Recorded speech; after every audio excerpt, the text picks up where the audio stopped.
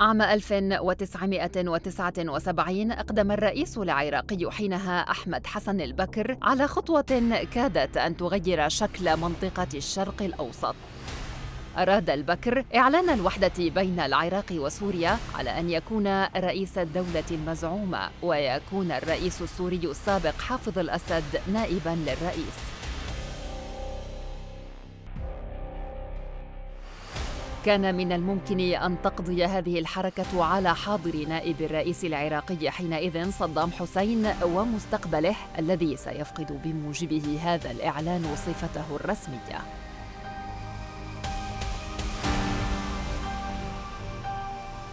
خطوة استباقية من صدام حسين أدت إلى أن يكون الرجل الأول في العراق لربع قرن، فقد أجبر البكر على الاستقالة في 16 من يوليو من العام نفسه ليصبح صدام حسين رئيساً للعراق في اليوم ذاته. فهم خطوة صدام بإجبار البكر على الاستقالة وتولي سدة الحكم يتطلب معرفة حياته والمسارات التي أدت به في النهاية لأن يكون وجهاً تاريخياً أشعل الحروب وأجج التوتر في الوطن العربي. في 28 من أبريل عام 1937 ولد صدام حسين في قرية العوجة بمحافظة صلاح الدين. والد صدام الذي عمل بالفلاحة توفي قبل ولادته، لينشأ صدام في بيئة فقيرة وأمام احتياجات الأسرة. تزوجت والدته صبحة طلفاح إبراهيم الحسن وأنجبت منه 3 إخوة لصدام، سبعاوي وبرزان ووطبان، وهؤلاء استعان بهم صدام في إحكام سيطرته على العراق. كانت طفولة صدام بائسة، حيث عاش في غرفة واحدة مع كل إخوته ال3 علاوة على زوج عامله بقسوة. ملامح هذه الطفولة أسهمت في تشكيل شخصية صدام ودفعته لمعاملة الجميع بقسوة إن لم يدينوا له بالولاء المطلق. هرب صدام من تكريت وهو طفل في العاشرة صوب بغداد للعيش في بيت خاله خير الله طلفاح الذي كان الأب الروحي له. في هذا البيت تعلم صدام السياسة وتعلق بها إلى أن أصبح أقوى رجل في العراق. خير الله طلفاح الذي كان من القوميين العرب كان ضابطاً في الجيش العراقي. أيد ألمانيا النازية على حساب الإمبراطورية البريطانية المسيطرة على مملكة العراق آنذاك وقت الحرب العالمية الثانية، وطرد من الجيش. حين تأسس حزب البعث في العراق عام 51 كان خير الله طلفاح من أوائل المنضمين إليه في العراق. حزب البعث العربي الاشتراكي تأسس في البداية بسوريا عام 47 بأفكار قومية عربية وحدوية، وعام 51 تأسس الجناح العراقي من الحزب. كان صدام صغيراً حين انضم خاله إلى حزب البعث، بل إنه كان صغيراً أيضاً حين انضم إلى حزب البعث عام 57. بعد نحو عام من انضمامه إلى الحزب في 14 من يوليو عام 58 وقع انقلاب عسكري أطاح حكم آخر ملوك العراق فيصل الثاني، حيث قتل فيصل وعدد من أفراد أسرته في ساحة قصر الرحاب بالعاصمة العراقية بغداد، لتنتهي الملكية ويتحول العراق إلى جمهورية.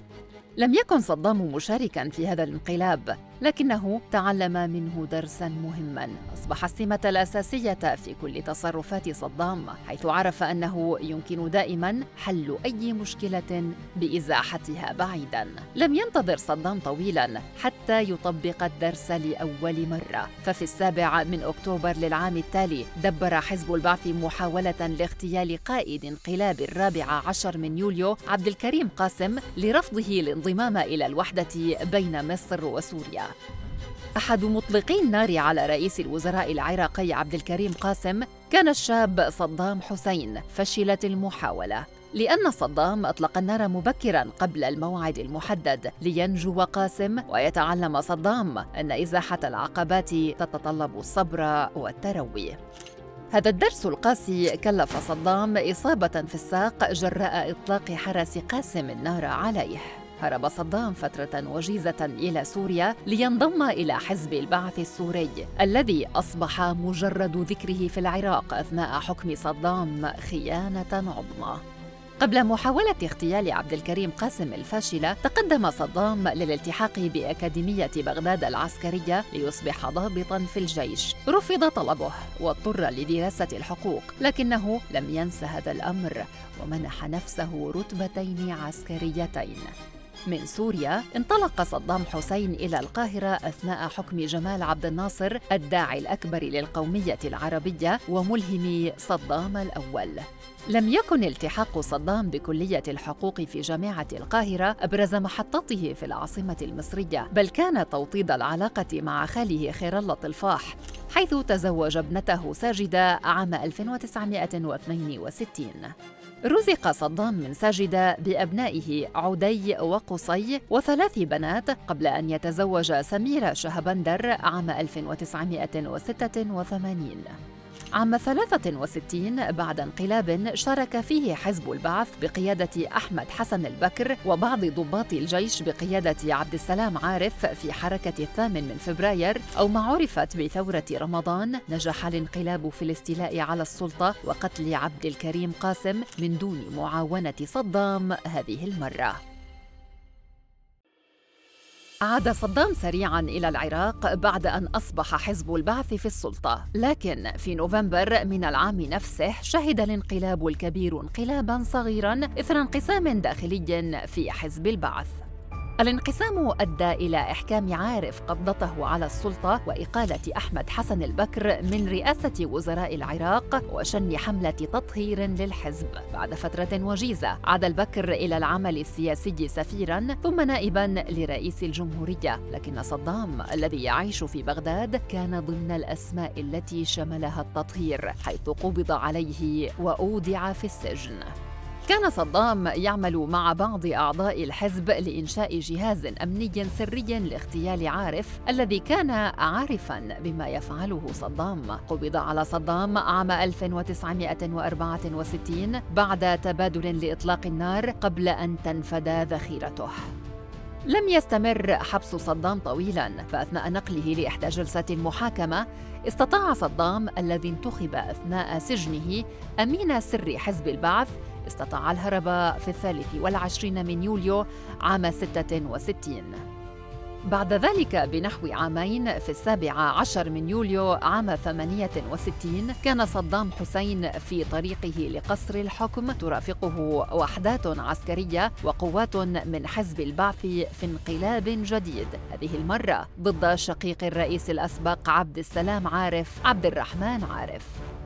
هذه المرة نجح صدام في إزاحة العقبة من دون إطلاق النار. أصبح أحمد حسن البكر الرئيس الرابع للعراق بينما أصبح صدام حسين نائباً له. أثناء فترة نيابته لقريبه أحمد حسن البكر عمل صدام على تحسين الأوضاع في العراق بجانب توطيد سلطته.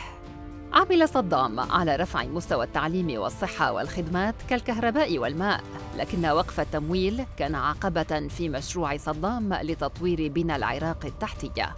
ولإزاحة هذه العقبة أمم صدام حسين عام 72 قطاع النفط في العراق، الخطوة التي ساعدته في تحقيق طموحه بتطوير العراق. وكقومي يساري كان التقارب بين العراق والاتحاد السوفيتي وقتها يزداد بالدرجة التي أقلقت الولايات المتحدة، الأمر الذي دفع الرئيس الأمريكي وقتها نيكسون إلى زيادة دعمه للأكراد. هذا التصعيد أدى إلى اندلاع الحرب العراقية الكردية عام 74 على حدود العراق الشرقية. كانت الجارة إيران تحت حكم الشاه محمد رضا بهلوي داعماً أساسياً للأكراد في العراق رداً على استضافة العراق للخميني. هذا الدعم شكل عقبة أمام صدام في مواجهة الأكراد، لكنه في ذلك الوقت لم يستطع الدخول في حرب مع إيران. كان على صدام أن يبحث عن حل آخر لإنهاء دعم الشاه للأكراد. عام 75 بوساطة من الرئيس الجزائري حينها هواري بومدين عقد صدام اتفاقاً يقضي بوقف إيران دعمها العسكري واللوجستي للأكراد مقابل إعادة ترسيم الحدود في نهر شط العرب ليصبح لإيران الحق في نصفه، بعد أن كان النهر كله ضمن حدود العراق. كما تضمن الاتفاق طرد الخميني من النجف. الاتفاق مكن صدام من الانتصار في الحرب على الأكراد بسهولة بعد أن توقف عنهم الدعم الإيراني. بعد ذلك بعام حصل على رتبة لواء في الجيش قبل أن يحصل على رتبة المهيب الركن التي توازي رتبة مشير في التقاليد العسكرية. لكن العقبة الحقيقية أمام صدام حسين كانت الاضطرابات في العراق التي أدت إلى عديد من الانقلابات في فترات قصيرة، ما يعني أنه لن يأمن في منصبه ومن ثم مستقبله إلا إذا كان محاطاً بمن يثق بهم. وعي صدام درس الصبر والتروي، وعمل منذ أيامه الأولى في منصبه نائباً لرئيس الجمهورية بخطوات ثابتة غير متعجلة لتأمين نفسه. ففي الأسابيع الأولى فقط للانقلاب على عبد الرحمن عارف أحال 3000 ضابط إلى التقاعد، إضافة إلى عديد من المسؤولين البارزين. في المقابل كان يعين مكانهم إما أقاربه وإما أعضاء في حزب البعث، وكان الاختيار المثالي دائماً لأقاربه من أعضاء الحزب. على سبيل المثال تقلد خاله وحموه خير الله طلفاح منصب محافظ بغداد عام 68 عقب الانقلاب مباشرة. أما أخوه غير الشقيق برزان فقد أصبح نائباً لرئيس المخابرات العامة قبل أن يتسلم رئاسة الجهاز عام 76. سار صدام على هذا المنوال بقية حياته، فسيطر على مفاصل العراق. ورغم أن أحمد حسن البكر الرئيس الرسمي، فإن السلطة الفعلية كانت في يد صدام، الأمر الذي تنبه له البكر متأخراً. ففي إحدى المرات حاول حامد الجبوري الذي تولى عدداً من الحقائب الوزارية أثناء رئاسة البكر تقديم استقالته، ففوجئ الجبوري برفض البكر للاستقالة لأنه ببساطة لا يستطيع الموافقة عليها، فهم جميعاً أسرى لنظام صدام. كخطوة أخيرة يائسة حاول البكر أن يوحد بين العراق الذي يحكمه حزب البعث وسوريا التي يحكمها أيضاً الحزب نفسه. كانت الترتيبات بين البكر والرئيس السوري حافظ الأسد تقضي بأن يكون البكر رئيس الدولة على أن يكون حافظ نائباً له. هذه الخطوة كانت ستطيح بصدام من الحكم، وسيصبح كل ما فعله من محاولات التطوير والتمكين هدايا مقدمة للبكر على أطباق من الذهب. أصبح أحمد حسن البكر العقبة التي تقف أمام صدام حسين، وكانقلابه الأبيض على عبد الرحمن عارف نفذ صدام انقلابه الأخير، حيث وقع البكر على استقالته من رئاسة العراق في 16 من يوليو عام 79 ليصبح صدام منذ ذلك التاريخ رئيساً للعراق.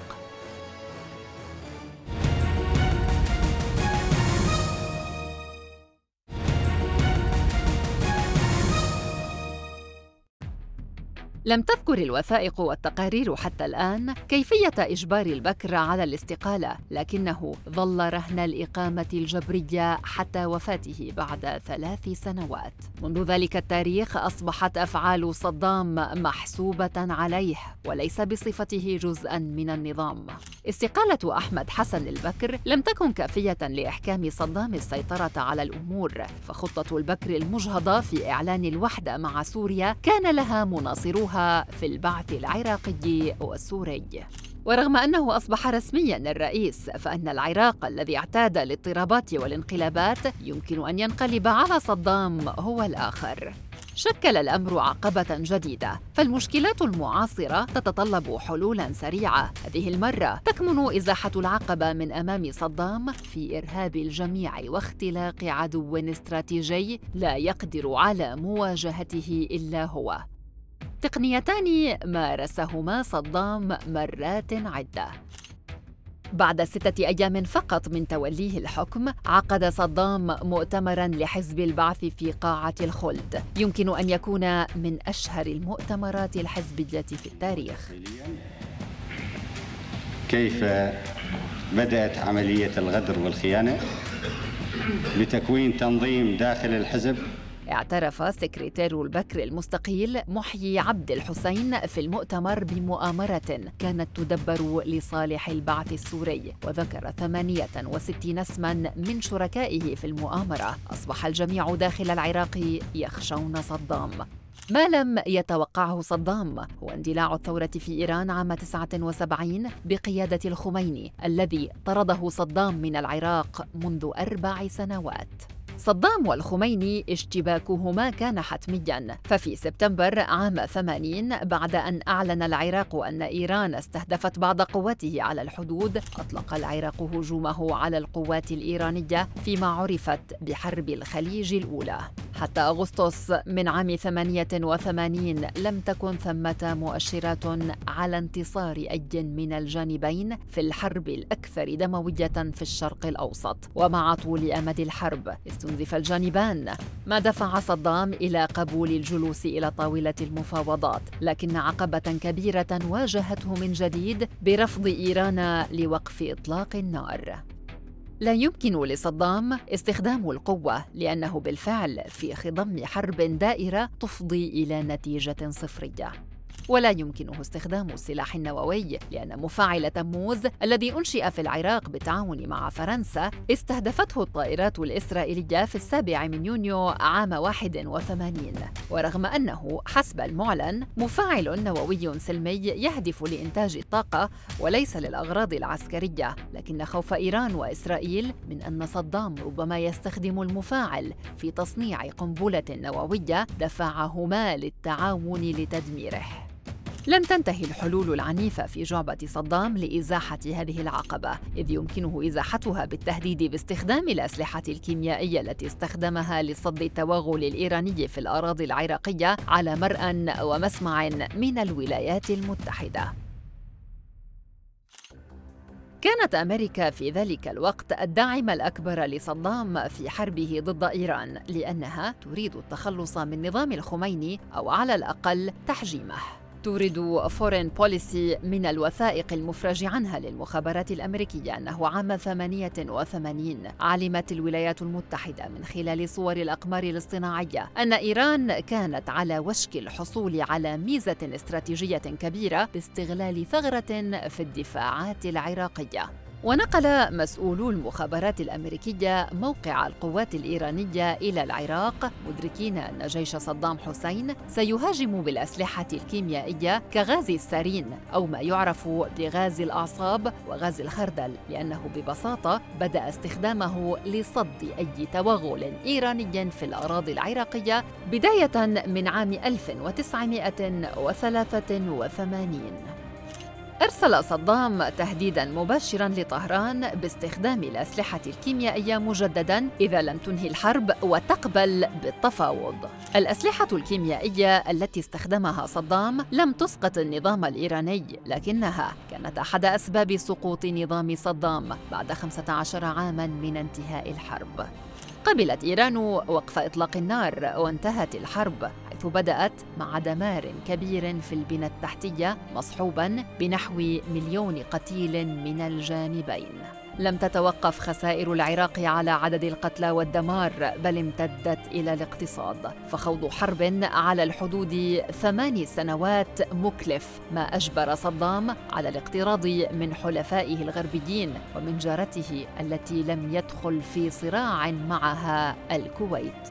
أصبح العراق مثقلاً بالديون بمليارات الدولارات المستحق دفعها. حين احتاج صدام إلى إنعاش الخزينة لجأ إلى تأميم النفط، فأصبح مملوكاً للدولة. يكمن الحل هذه المرة في زيادة سعر النفط عن طريق تقليل الإنتاج. الكويت كانت تتمتع بمخزون ضخم من البترول، التقديرات تشير إلى امتلاكها نحو 730 حقل بترول في ذلك الوقت. أحرق صدام منها 600 حقل في حرب الخليج الثانية. طلب العراق تخفيض الإنتاج فرفضت الكويت، وأصبح صدام أمام عقبتين جديدتين: توفير المال وسد ديونه للكويت. اختلق صدام ذريعة أن الكويت تنقب بشكل غير مشروع في حقول بترول عراقية، وعليه أطلق حملته لغزو الكويت أو حرب الخليج الثانية. في أغسطس عام 1990 سيطر صدام على الكويت. بقاؤه في الكويت لم يدم طويلاً، فنفوذ صدام آخذ في التلاشي، ولن يتمكن من إزاحة أي عقبة في طريقه سوى زوج ابنته وابن عمه حسين كامل المجيد. غزو صدام للكويت جر عليه عداء حلفائه في الغرب، وبعد أن ساندوه في حربه ضد إيران أصبح عليه أن يواجههم في حرب تحرير الكويت. عقب ضم صدام للكويت، فرضت الولايات المتحدة حزمة من العقوبات الاقتصادية على نظام صدام الذي يعاني تراكم الديون. في غضون أشهر تشكل تحالف دولي لأكثر من 30 دولة بقيادة الولايات المتحدة بعد اعتماد مجلس الأمن قراره 678 في 19 من نوفمبر عام 1990 والقاضي باستخدام كافة الوسائل اللازمة بما فيها القوة العسكرية ما لم تنسحب القوات العراقية من الكويت. وحدد القرار يوم 15 من يناير 1991 موعداً نهائياً لهذا الانسحاب. لم يستجب صدام لذلك لتبدأ عمليات التحالف الدولي في 16 من يناير، وفي 27 من فبراير أنجزت مهمة تحرير الكويت وانسحبت القوات العراقية منها. لم يكن الرئيس الأمريكي وقتها جورج بوش الأب يرغب في إسقاط صدام، لكن الرغبة في محاربته انتقلت لابنه جورج بوش الابن. خرج صدام من حرب الخليج الثانية مهزوماً، خاسراً لحلفائه وجيرانه، مثقلاً بالديون والعقوبات. أما عن كنز صدام الذي يلجأ إليه دائماً النفط، فقد فرضت الولايات المتحدة حظراً أيضاً عليه. هذا القرار شهد انفراجة طفيفة عام 96 بعد الموافقة على اتفاق النفط مقابل الغذاء، لكن هذا الاتفاق لم يحسن كثيراً من أحوال العراقيين الذين عانوا الفقر وقلة المواد الغذائية وارتفاع الأسعار. بعد الحرب واجه صدام ما كان يخشاه، فقد استيقظ العراق في صبيحة أحد أيام أغسطس عام 95 على خبر هروب حسين وصدام كامل أبناء عمومة صدام حسين وزوجي ابنتيه رغد ورنا، ومعهم أبناؤهم إلى الأردن، حيث طلبوا اللجوء من الملك حسين ملك الأردن. حسين كامل الذي كان مقرباً من صدام حسين رغم أنه كان وزير التصنيع العراقي بشكل رسمي، فإنه كان أكثر نفوذاً من قيادات عسكرية تفوقه رتبة. الإسقاط هذا شيء نعمل بموجبه، بنفس الوقت خروجنا أثر تأثير مباشر على وضع القطاعات العسكرية. العمل سيكون من داخل العراق، وسيكون الساحة العربية هي كلها ستعمل أيضاً للإطاحة بالنظام الحالي الموجود. عاش حسين وصدام كامل في الأردن حتى عرض صدام عليهما العودة مقابل العفو، الأمر الذي قبله حسين وصدام كامل في فبراير عام 96، وبالفعل عاد إلى العراق. في 23 من فبراير بالعام نفسه حصرت بعض القوات المنزل الذي يقيم فيه حسين كامل، وعلى مدى ساعات تبادلوا إطلاق النار في عملية انتهت بقتل حسين كامل وشقيقين له ووالده وكل الأطفال والنساء الذين كانوا بالبيت. هذه المرة استخدم صدام قوات من عشيرته كان على رأسها عم صدام حسين وحسين كامل علي حسن المجيد. كانت تلك العقبة الأخيرة التي يتمكن صدام من إزاحتها قبل أن يفقد قدراته. بعد هزيمة صدام في حرب الكويت وفرض الحظر على صادرات النفط، عادت أمريكا للتفتيش في دفاتر صدام القديمة حين كان حليفاً لها. ففي حربه ضد إيران استخدم صدام الأسلحة الكيميائية والبيولوجية المعروفة بأسلحة الدمار الشامل. ولم يثبت أن صدام استخدم أسلحة دمار شامل في حربه ضد الكويت، كما لم يثبت أنه استمر في تطويرها، لكنه أيضاً كان يرفض التعاون مع لجان التفتيش الدولية، ما أثار الشكوك أو على الأقل ما فتح باب الذرائع أمام خصومه. ظل صدام في السلطة بعد حرب الكويت سنوات عدة، استطاع فيها اختلاق عدو استراتيجي جديد هي الدول الغربية، هذه المرة من دون قدرة على مواجهته ولا هدف يمكن تحقيقه.